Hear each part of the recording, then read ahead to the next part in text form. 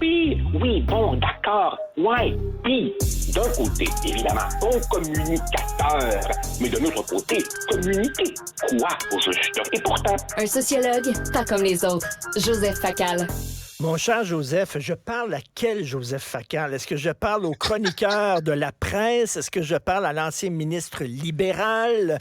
À qui je parle exactement? Mais je pourrais te poser la même question, car je n'ai pas pu m'empêcher de demander à ChatGPT qui est Richard Martineau.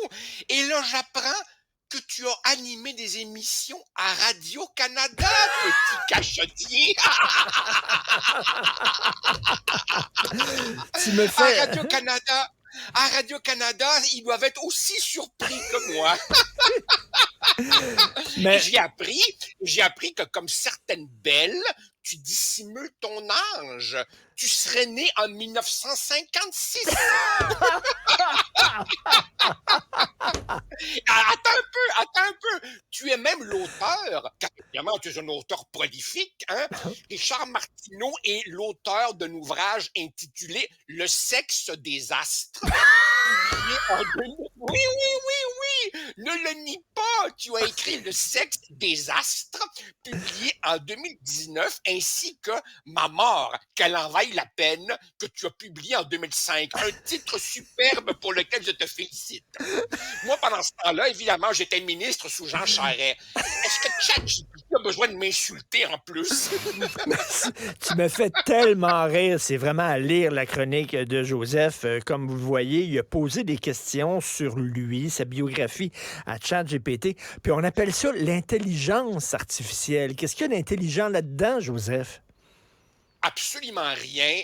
Et ce qui est vraiment intelligent, Richard, ce sont les êtres humains qui, depuis 48 heures, m'envoient des courriels pour m'expliquer pourquoi ChatGPT dit de telles niaiseries. Alors, je ne veux pas infliger un trop long cours à nos auditeurs, mais voici. Alors, ce qu'on appelle les agents conversationnels, les chatbots, c'est pas nouveau. À l'origine, c'était un système qui repérait des mots-clés. Puis, on est passé à la deuxième génération qu'on appelle l'apprentissage supervisé, où tu, évidemment, feed dans la machine un taux de questions-réponses. C'est pas ça, ChatGPT. On m'explique que c'est un système dans lequel il repère des séries de mots et là, il propose le mot suivant le plus plausible. Autrement dit, si tu écris « La souris a été mangée par le », ChatGPT va comprendre que le chat est le mot le plus plausible. Alors évidemment, pourquoi est-ce que Joseph Facal devient subitement un ministre libéral? Ben, c'est probablement parce que les gouvernements péquistes, ça remonte dans le temps et que plus près de nous, hein, c'était des gouvernements libéraux. Pourquoi toi, tu es l'auteur de Le sexe des astres? J'en ai aucune maudite idée. Est-ce que ça se peut qu'ils vont dans les textes que tu as écrits et tu as souvent écrit, peut-être tu as plus écrit sur le Parti libéral pour les critiquer que le PQ, donc ils ont dit, ben là, libéral revient souvent dans les textes de Joseph, donc on va l'associer au Parti libéral. C'est tout à fait plausible. Tout à fait plausible. Il faudrait poser la question à des plus experts que moi. Alors, tu comprends évidemment que on a donc un outil qui va probablement se raffiner dans le temps, mais qui diffuse des faussetés absolues sur toi, sur moi, à tous les coins de la planète. Joseph, et ça, c'est dangereux parce que tu sais que maintenant, il faut agir vite. Faut agir vite. Hein? La théorie des genres n'est même pas encore prouvée scientifiquement. Tout de suite, il faut la mettre dans la bibliothèque publique, puis à l'école, puis ouais, tout de suite, vite.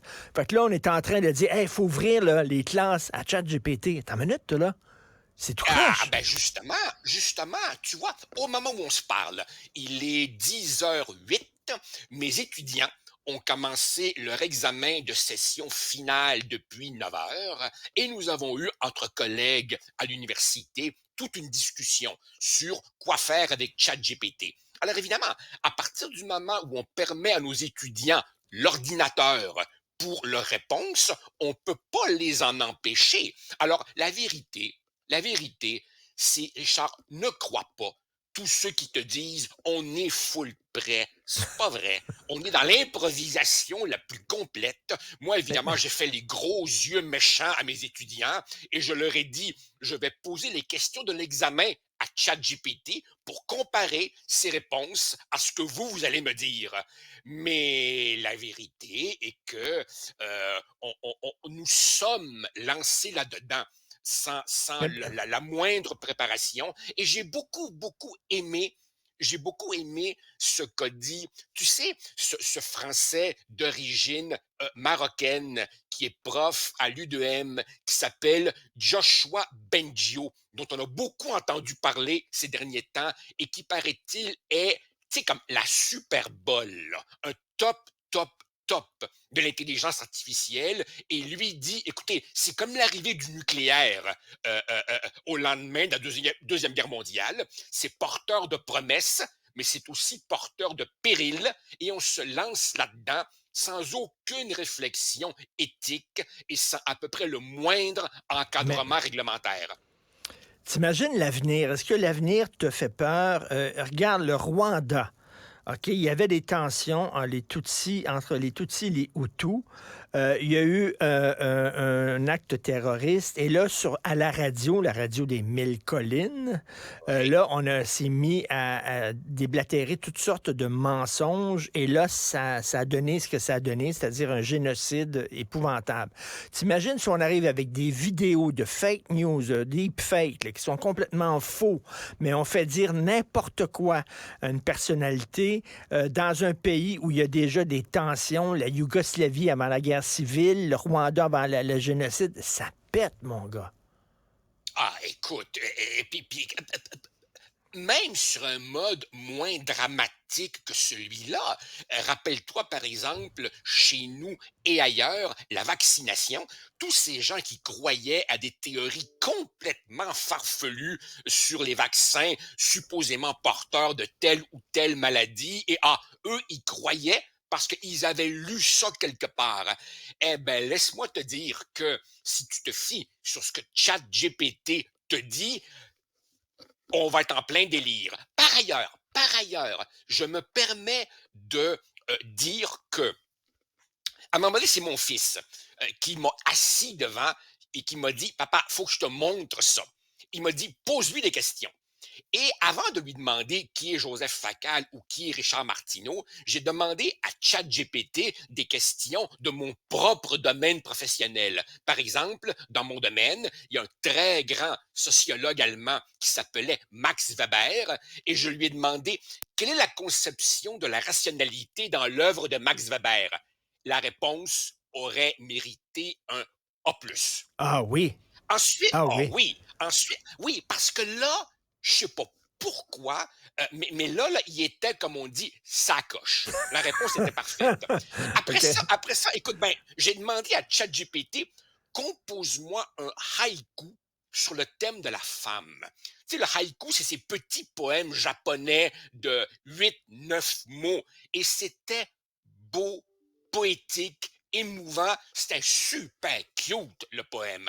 Alors, tout ça pour dire que j'ai vu des faussetés épouvantables comme ton célébrissime magnum opus Le sexe des astres, mais en même temps, il a fait de très belles réponses. Alors j'imagine que ça va aller en se perfectionnant, mais pour le moment, c'est une espèce de bombe qui fait tic-tac, tic-tac, tic-tac, et qui semble pouvoir produire le meilleur comme le pire. Tu sais, ce week-end, le week-end dernier, je suis allé dans une librairie m'acheter le cycle des robots d'Isaac Asimov, que je n'ai jamais Oh lu. là là là là. Et justement, il parlait comment on va dealer, comment on va pouvoir vivre avec des robots qui sont peut-être plus intelligents que nous.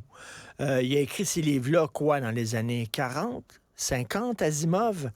On est dedans, là. On vit dans un film de science-fiction actuellement, là. Ah, complètement, complètement, Richard. Excuse-moi d'anticiper sur notre chronique cinéma de vendredi, où on pourrait, tiens, si ça Oui. te tente, parler des robots. Ben oui. Mais tu sais, jusqu'à il y a quelques années, des films comme Blade Runner ou Terminator, qui étaient de la science-fiction, on est rendu là. Et pense-y, au-delà des agents conversationnels, pense par exemple à la bio-ingénierie. Si par exemple on rentre dans le corps humain des composantes manufacturées, ben, quelle est la définition d'un être humain? Puis quelle est la définition d'un robot si à l'intérieur de nous, on a 30, 40, 60% de composantes artificielles? Alors, autrement dit, la science progresse à une vitesse hallucinante et les réflexions éthiques et philosophiques traînent derrière. Et ça, écoute, c'est en même temps une source d'émerveillement. Wow, l'humain est rendu jusque-là. Et je ne doute pas que les chatbots les robots conversationnels peuvent nous aider. Je ne doute pas qu'il serait merveilleux, par exemple, que l'on puisse dépister le gène de l'Alzheimer et prévenir. Mais en même temps, le potentiel pour des dérapages et des catastrophes est absolument hallucinant. Écoute, tu parles de cinéma, tu m'ouvres la porte. En terminant, tu as certainement vu ce film magnifique de Spike Jonze qui s'appelle Her, H-E-R. Non, je ne l'ai pas vu. Écoute, Joaquin Phoenix tombe en amour avec un robot conversationnel. Il tombe en amour avec son Siri, OK?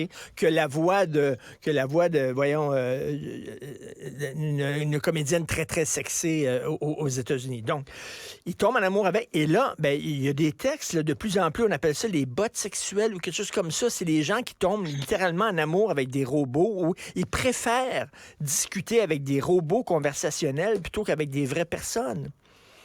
Non, je n'ai pas vu Her. Tout ce que j'ai vu, c'est dans le sac de chips du Journal de Montréal, l'espèce de Russe un peu flyé qui tombait en amour avec sa poupée sexuelle. Là, oui. Mais non, écoute, je veux dire, on rentre dans un monde...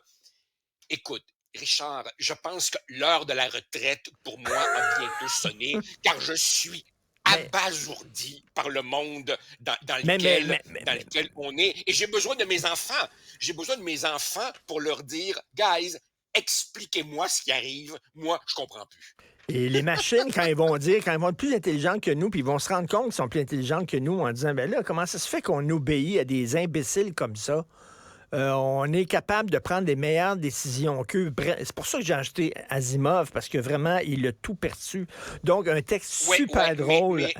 Mais pour le moment, on n'en est pas encore tout à fait là. Et j'ai été frappé par un commentaire d'un lecteur qui m'a dit, « Monsieur Facal, demandez pas à ChatGPT la vérité.